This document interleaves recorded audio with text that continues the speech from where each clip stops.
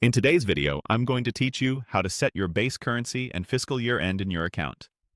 By the end, you'll know exactly where to find these settings, what they mean, and how to save them with confidence so your reports and invoices line up with your business needs.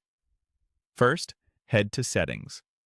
This is usually found in the top navigation or behind a small gear icon.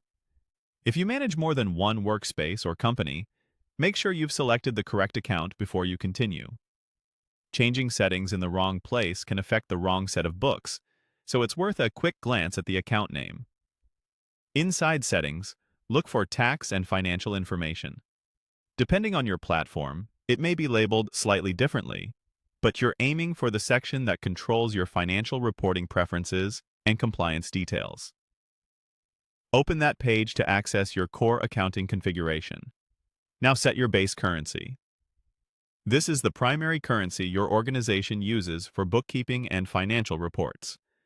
It determines how totals appear on your dashboards, how profit and loss is summarized, and what currency your default invoices or bills reflect. Choose the currency that matches where you primarily operate or where you file your accounts. If your business works with multiple currencies, remember that the base currency is the anchor. Other currencies will be converted into this one for reporting. Many systems lock this choice once you start recording transactions, so if you're migrating data or just getting started, make sure this selection is final. When in doubt, confirm with your accountant before proceeding. Next, set your fiscal year end month. Your fiscal year is the 12-month period your business uses for accounting and tax reporting. It doesn't have to match the calendar year. Pick the month that aligns with your regulatory requirements or your internal planning cycle.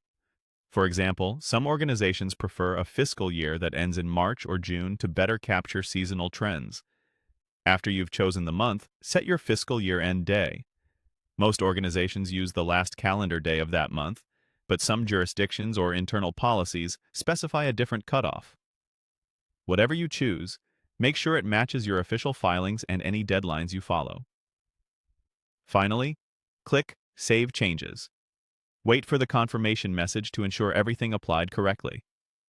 If you see a warning about locked settings or existing transactions, review your selections before proceeding. Once saved, these choices shape how your financial reports, tax summaries, and comparative periods are generated. You're all set.